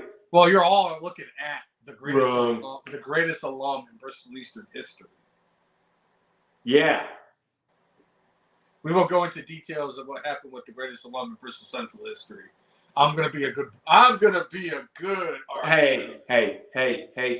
There's a difference between greatest and most well known. You're right. You're absolutely right. And you, sir, are a greater example of what a Bristol Central Ram is. Yeah. Fly. Oh wait, wrong song. Wrong song. Sorry. Funny guy here. It's funny that you mentioned other people who were leaving and going to different companies, because it came out this week. New Japan announced that Kazuchika Okada is no longer going to be a part of New Japan at the end of January. Cousin Jay, what are your thoughts on the Rainmaker being available as a free agent? I'm going to say of the surprises that we discussed for the Royal Rumble, Okada is higher up there on the list than some of the folks that were listed off as possible participants. And again, most of the list that was bandied about, I would not consider surprises. I think X-Pac would be a surprise to an extent. I mean, we've heard rumblings about it. Sasha Banks would be kind of a surprise, but yeah, he's gonna puke. I don't need to see that. Okada showing up on WWE TV to start something at the Royal Rumble would be pretty freaking awesome. I mean, if you want to talk about something that's absolutely insane, if they make the World Heavyweight Championship be whoever wins the Royal Rumble, that be who becomes the champion, and Okada wins it. Oh. I wouldn't be. Then he could go against Nicholas at WrestleMania. He could fight Braun Strowman. Hey, how'd you pick the 11-year-old kid over me? I was right there. Bro, I was sitting next to Nato for crying out loud. Tanahashi was there too. And you picked Nicholas. And you picked Nicholas. Yeah, it could have been worse. It could have been like if Enzo was in the crowd and he did that. And you can't teach that. Is he gyrating like a chicken? Yeah. I think that's a big get. And I know that Okada hasn't decided what he's going to do. I know that they said that the two people at WWE who want Okada the most are Triple H and Shawn Michaels, which that's a big thing, especially Triple H wants you. Right. My thing is that I took away from all of this. They said that whoever signs him, it's going to be hard to pull him away from Japan, considering his wife is actually more famous and more popular than he is in Japan. It got me thinking. Now I got to look this up, and I'm going to do some research on this because I didn't get a chance to. And I want to look up whoever Okada's wife is. Because I honestly thought that the only person in Japan who's a bigger deal than Okada is Otani from the Dodgers. Ugh. The Los Angeles Dodgers. The West Coast Yankees. The only thing that the Dodgers need now are pinstripes. Tell me when I'm telling lies. Yeah. But that's what I took away from that. I would love to see Okada win the Royal Rumble. I love your idea of if they actually did the Royal Rumble for the World Heavyweight Championship and Okada wins the Royal Rumble. That would be so like crazy. And then you can have him go up against Nakamura. You can have him go up against Styles. When Seth Rollins comes back, you can have him go up Brock Lesnar. You have him go up against Brock Lesnar. You have him go up against CM Punk. You have him go up against Cody Rhodes. You have him go up against Roman Reigns. You have him go up against Jimmy and Jay Uso, Kevin Owens, Sami Zayn, Drew McIntyre, Gunther, Sheamus. My God, Sheamus! Look at when was the last time we rattled off that many names of that many stars who could just that stars, and they're all WWE. I mean, minus Okada, obviously. Let me talk to you. Yeah. Yeah. And in Austin Theory's Okada versus AJ frickin' Styles versus Seth Franklin Rollins when he's healthy again. A lot of people out there. Could you imagine? Jinder Mahal. Jinder Mahal versus Okada in India inside the Punjabi prison. There you go. Well, I mean, we already know we're getting that The Rock versus Jinder Mahal in India in a Punjabi prison. Please. I really need that. I think that's going to be my list for next week. My top 10 list is going to be the top 10 matches I need. Like Jinder Mahal versus The Rock inside the Punjabi prison. I'm going to use that as my example because that's what usually screws me up. Yeah. All right, Brainless one. Outside of that, what do you got? I know you got a top 10. Well, I got one more thing that I like to mention because I know that we were shitting all over this last week. And again, this wasn't about the actual matchup itself. It's because of the fact that it just didn't make sense. And it is a constant reminder of the fact that Tony Khan has no idea what the fuck he's doing. Samoa Joe and Hook in the main event, in the final quarter hour, was the highest rated segment on AEW Dynamite TV if you don't count the million people who finished watching The Big Bang Theory and went from Penny to Abaddon. Joe and Hook did over 900,000 views in the main event with no build, no reason other than the fact that Hook's like, I deserve this shot. And on top of it, they actually had a really good match. So I wanted to mention that because as much as I sit here and I shit on AEW, I will come out and I will say and I will applaud them for stuff when they do it, when it's good. And Joe and Hook delivered. They had the ratings, and I applaud them. Joe was the right call to take the title from MJF, is what I'm saying.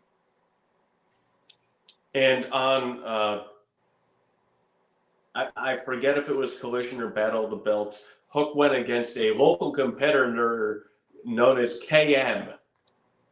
KM was a dude who looked like he was like 6'2", 6'3", and like 230 pounds, 240 pounds. He looked like double the size of Hook. And Jeff El Jefe looks at me, he's like, this dude's coming out to be in a squash match. I'm like, don't worry, man. KM will eventually find his place.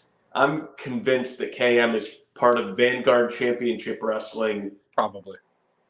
And he was a dude that they hired out. But, yeah, Hook beat the holy hell out of KM and then had his match against the Samoan cookie selling machine on Wednesday. Samoans. But I am glad that you mentioned that KM was a local competitor who got his ass kicked. In squash matches, you all know how I feel about squash matches. I love squash matches. Yeah. And in a squash match, 99% of the time, you need, obviously 100% of the time, you need at least one person in the match, sometimes 2, 3, 12, whatever, if you're fighting Ryback. But 99% of the time in a squash match, you need somebody who sucks to get in there and take it and just eat a pinfall. Now, mind you, I put a lot of thought and thought of a lot of names, and I even looked up some other names just to refresh the brain cells a little bit of whatever's left up there. And in 35 years plus of being a wrestling fan, I have taken the time to not only appreciate the main eventers and the legends, but even the lowest of the lows that we like to call jobbers. Yes. So this week, the Brainless one will give you the top 10 jobbers all time. Wow. Number 10, the zombie from ECW. Brains. That dude came out there. He looked like the janitor was covered in soot, and they just sent him out there to just get an ass kicking. And he grabs the microphone and just goes,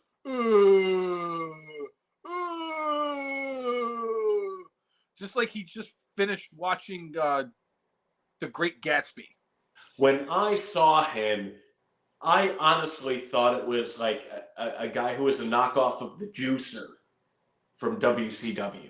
I thought it was just. I honestly thought it was Vin Diesel's brother who was in wrestling, and then the Sandman came out there with his Singapore cane, and he hammered the fucking shit out of the guy with the cane to the point where the dust was shooting off of the dude's body as he's beating. It was one of my favorite episodes of ECWWE was that first episode they did where he fought the zombie, and I'm pretty sure the Italians were there too. So obviously, But anyway, number 9. WCW legend Randy Hogan. Yes. Randy Hogan was great. Man, did he look like Aldi's Hulk Hogan or what? Randy Hogan was Gilbert before Gilbert.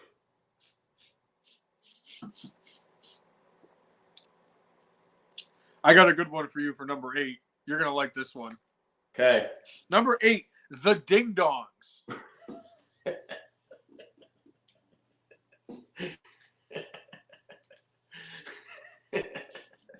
Number 7, I know that you mentioned the dance moves that Daniel Garcia and Das Wunderkind had, and that's because Das Wunderkind is actually a good wrestler who could dance, and Daniel Garcia is a good wrestler with no personality and can't dance. But this guy takes the cake, because not only does this guy not have a personality, he can't wrestle, and he can't dance. Number 7, the Disco Inferno. Okay. Yeah, that makes sense. I don't care if he's not classified as a jobber. Guess what? The Disco Inferno is a jobber. Number 6. I might have some arguments on here, but I am almost positive that a very young Brainless one remembers a young enhancement talent by the name of Tony DeVito because he looked like Danny DeVito when he wrestled.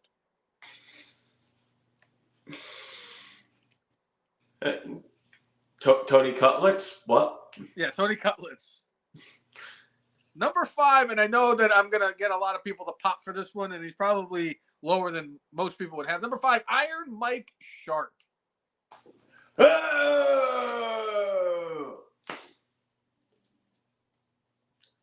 I'm looking forward to the next round of names you come up with. There's one name I'm hoping to hear, and I think I'm going to hear it.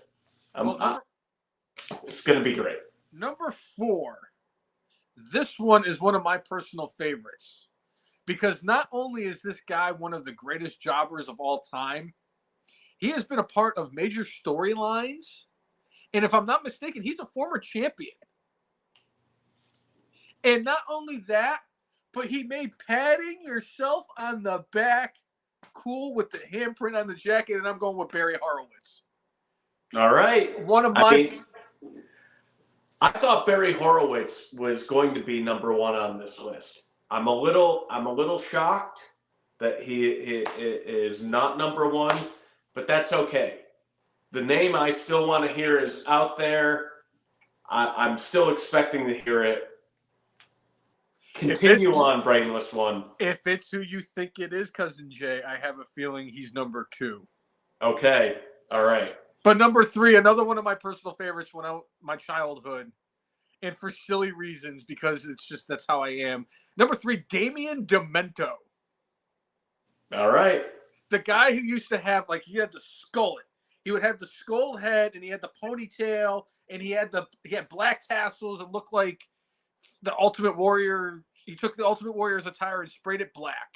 And he would always go in there and he would do like the cheap shot to the referee and his opponent before the match starts. Like he's fighting Dino Bravo and he goes in and he kicks him. He also wrestled, I believe, The Undertaker at the first ever Monday Night Raw. But Damian Demento, just because of the fact that he was so eccentric and he had a very unique look about him, he stood out for me as one of the greatest jobbers of all time. All right. Number 2, Cousin Jay. This one's a good one. Because not only does this guy had an impressive run in WWE, he is the first man to win the Women's Money in the Bank ladder match. He is also the first wrestler in the history of mankind to get picked up and Gronk spiked on national television by a guy who has a Waffle House bill that is usually 3 bills. But most importantly, and I cannot stress this enough, the number 2 greatest jobber of all time with these 2 hands has a fighting chance. Duh. Come on, Cousin Jay. James Ellsworth. I applaud that. As goofy as he looked and as horrible as a wrestler he was, and the fact that he looked like the Tiger King on, from the trailer park, like an actual trailer park and not an actual Tiger King.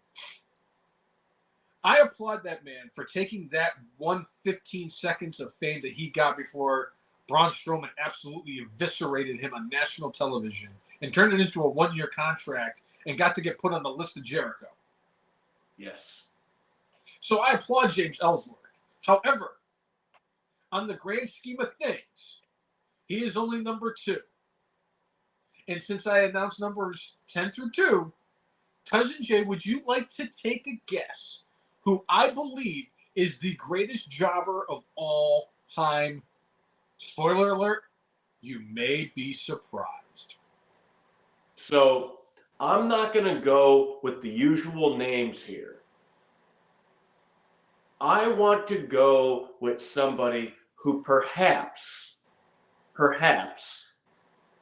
is the greatest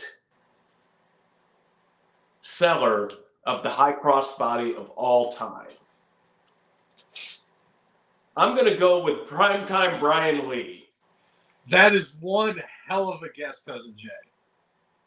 But like I said, I'm going to shock everyone with this one. Okay. And I wanted to put him on there, but then I realized he was the fake Undertaker, so that eliminated He was the fake Undertaker, and I do believe he won a tag team championship. Wasn't he part of the Disciples of Apocalypse? Yeah, the biker gang with Truck. With Crush. Jesus, Truck. But again, as much as I understand, he really wasn't a jobber in the full sense. Yeah. But I mean, the Clash 13. Yeah. Like for me, it was just so next level. It felt like it fit. Honest to goodness, I was trying to come up with somebody from that, but then I was like, I could do the entire top 10, and they could be all jobbers. Yes. Because there's no way in hell anybody has ever seen Kalua or the Botswana Beast on national television wrestling in anything other than the Pat O'Connor Memorial Tournament. You could have made it the Motor City Madman because that guy was awful. You could have had my cousin and shit with his axe and no Ox Baker like they said he had.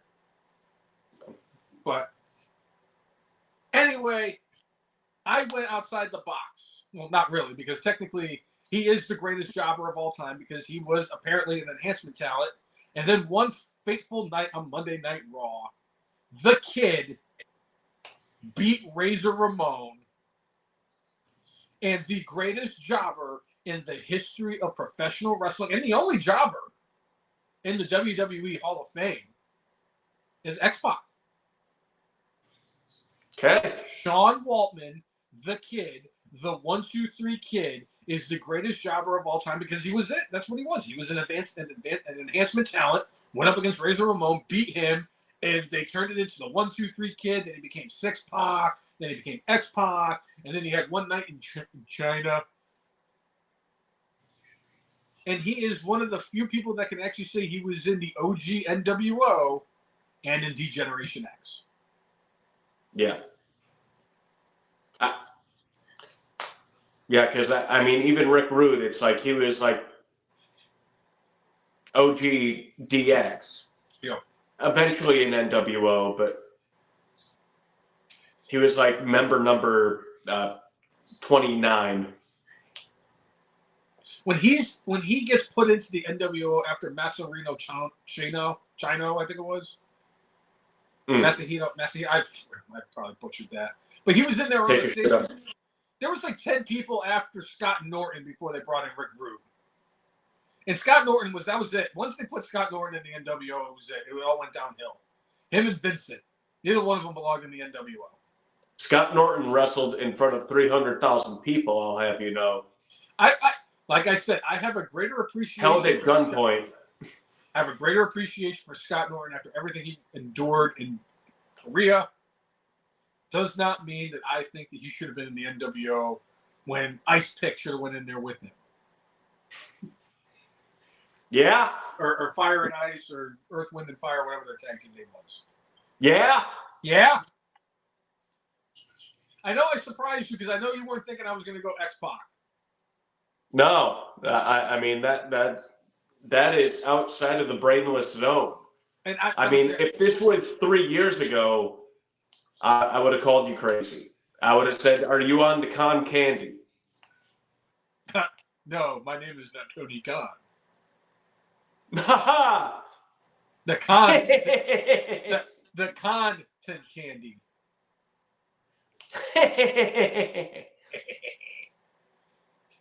We are the EVPs, and now we look like that dastardly Vince McMahon. All right. I'm not going to mention it, but the wife said something to me before the podcast, and I don't know if I can answer. I can say it. Okay. She had asked me before the podcast if the Bucks were married or brothers. Yes. And I said I can't answer that because I am not sure myself. Because I am convinced either way that it's very possible both ways. All right. That's one hell of a segue to get us to our good, our bad, And obviously, certainly, because it says right there in the name, the Brainless. Yeah. All right, well, Cousin Jay, what do you got for your good? I have to go with the entire AEW Collision taping, Ring of Honor taping, and Battle of the Belts taping that I was at. It was a fucking awesome show. It was 4 hours, and it didn't feel like going to... I mean, there's been a couple times at Monday Night Raw where, like, the 3-hour show felt like it was 20 hours. Right. It breezed along. The crowd was pretty hot. The arena was like 2/3 full. It was a good crowd for Collision. It was great. And despite the fact that there were so many other great things, Hogan saving the children from burning bus, I mean, that certainly had some consideration in there. The debuts that we had with Nick Nemeth out there, the fact that WWE figured out a way to keep the show going despite a massive snowstorm in an area of the country that doesn't deal with them, and that they figured out a way to put together a Titantron on the fly in a unique way. I mean, there were a lot of great things, but the show I saw from AEW, including Tony Khan just kind of droning on and on about absolutely nothing. He must have said Tony Schiavone's name about 10 times, and I only got a couple of them on the recording that I did. But he just said, "You gotta love Tony Schiavone from Virginia." He said that like 5 times. Yeah, we cheered the first time, and then it got less and less each time he said it after. It was so good. Like, it was perfect Tony Khan. Tony Khan lived the gimmick. Oh, big time.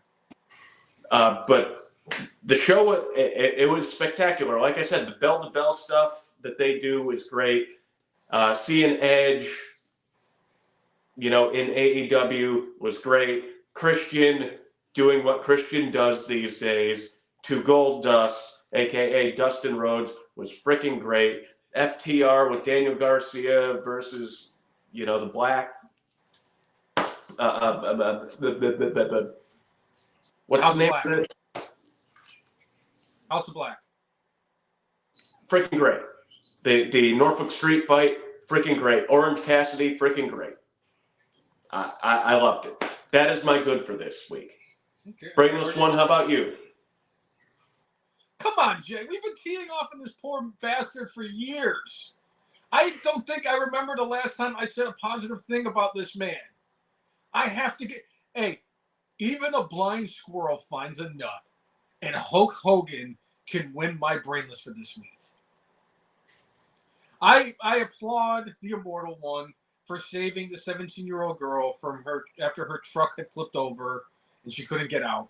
So Hulk Hogan, I'm not going to joke about this. This is such a great story.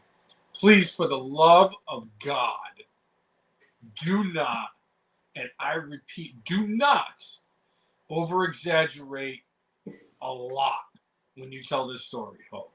Because the story itself is great and it doesn't need to get Hulk Hogan. So, Hulk, you get my good for this week. Yeah. What do you got for your bad?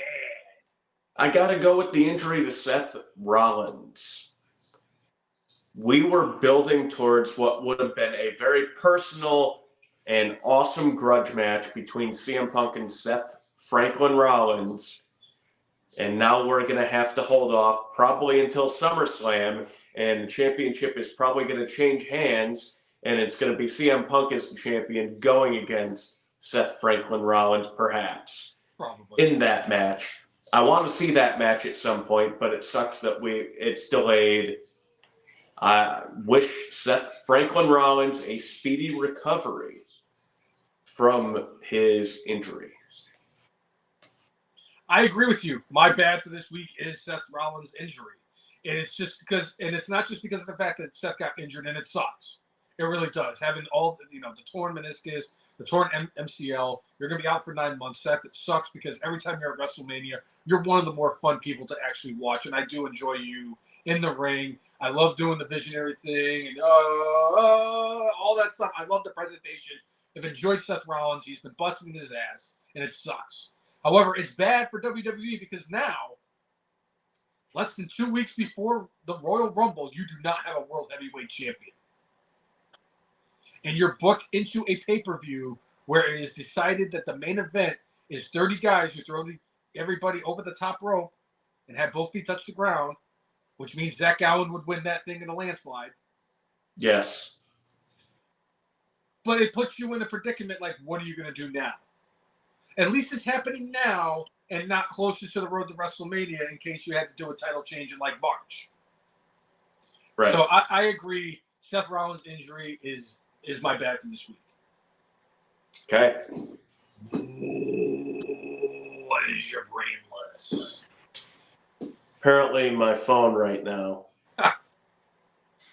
My brainless for this week, as much as I've given a lot of love to AEW for the show that they put on in Norfolk, Tony Khan and his brainless rant or his brainless squawking right before Collision started. I wish I could have recorded all of it and posted it. Y'all just got a little taste of it. But Tony Khan and public speaking do not go hand in hand. Tony Khan, your speech and all of that get my brainless for this week. Well, for me, for my brainless, my favorite duo to give my brainless to are Nicholas and Matthew Jackson.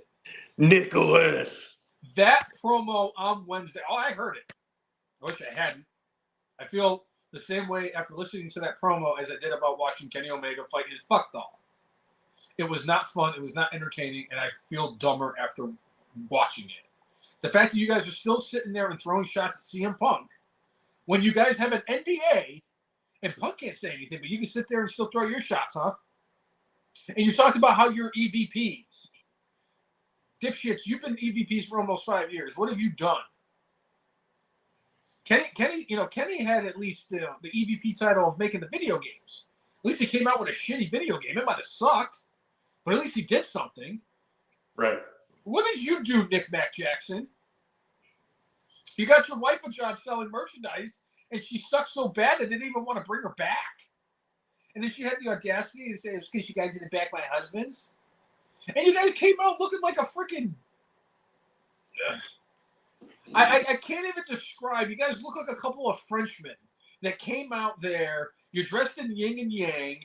You're dressed like a bunch of clowns. You look like Freddie Mercury after he like ate Prince. No, I'm sorry. You both look like Freddie Mercury after eating Vince Neil.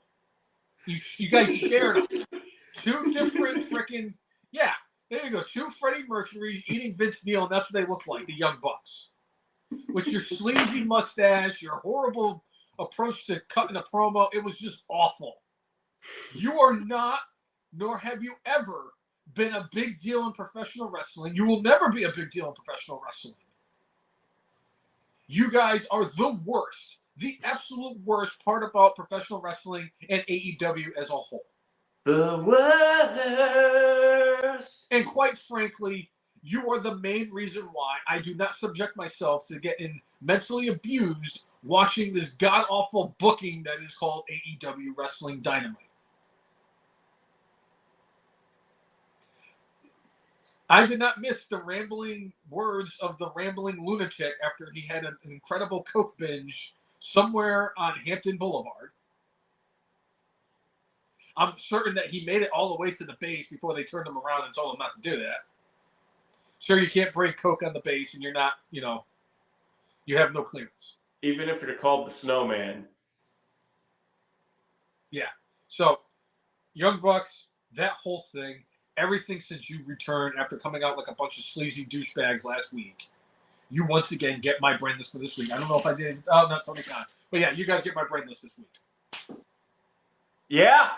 So if you like what you see, whether you're a first-time watcher or a continuous fan, make sure you like us on Facebook, follow us on Twitter X, follow us on Instagram, and subscribe to us on YouTube at the letter T, the letter H, the letter E, the letter F, the letter N, M-A-R-K-S. I said it before it passed.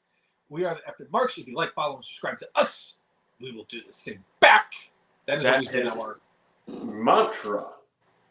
And make sure you set up notifications so that when we go live, you will be notified that we are live. So you could join in the conversation and talk about our favorite sport that we all love to hate.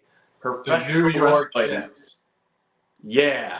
And before we head out of here, Chris Brown said his good for this week was the WWE ring crew doing what they do. His bad was Seth Rollins with the knee injury, and Brainless, Tony Khan for continuing to operate AEW like Donald Trump after a bowl of crack, and Kane for endorsing Trump like a fucking sellout. Huh? That sounds like a couple of Brainlesses there. Yeah. You definitely did.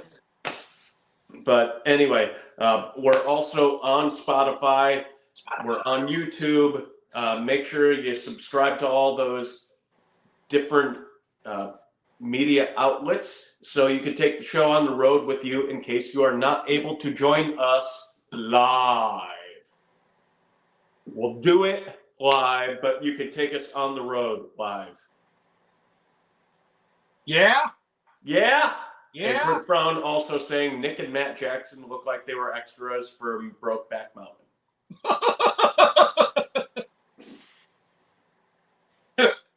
They both look like ripoffs of the dude from the Angelo Parker tag team. The guys who were whatever, they were at NXT and then they got released and then they ended up in the Jericho Depreciation Society. They look like they could be Johnny Polo's sons. They look like they could be in the Mean Street Posse with Pete Gas. That's very insulting to the Mean Street Posse. That is very insulting to Pete Gas, and I apologize vehemently. I apologize, Pete Gas. You don't deserve to be lumped in with that. Yeah, absolutely. That's like when I was watching the Colts play a game, and I saw Gardner Minshew, and I said, when you start a quarterback for the Colts at 1 and have to fight at Dynamite at 8. Not like Andrew Luck, Captain Andrew Luck. Nothing like Andrew Luck. But anyway, I think that's everything on the podcast. Yeah, absolutely everything. Nothing left to talk about. There are no big anniversaries coming up very soon. I don't know what you're talking about. Right? Am I right or am I right? Am I right? Am I right? Right. And that's another anniversary coming up soon. Am I right or am I right? Right. Right. Right. 6 days. 6 days from today will be officially 9 years. Since Captain Wedgie did something. That's not what happened. Then what was it, Curtis Axel? I had the misfortunes of getting taken out without being a part of the Royal Rumble. And you know what that means? That it's Friday? Yes, that it is Friday. But it also means that today, on January 19th of 2024, at an astonishing 3,281 days, I, FM Marks Hall of Famer, is still alive in 2015 Royal Rumble. Bow, bow, bow, down. Bow, bow, down, down, down, down. Bow, down, down, down, down, down. Bow, down, down, down, down, down. So for episode 344 of everyone's favorite wrestling podcast, the FM Marks. I'm Jay. He is Brainless. I am the immortal Brainless one. Make sure you mark out with your guac out. See everyone, and we will catch you on the prediction show for the Royal Rumble next week. Yeah? Yeah? Yeah? All right. Thanks for tuning See you in. then. Yeah. Have a good week, everybody. Yeah. Yeah. Yeah. Yeah. Yeah. Yeah.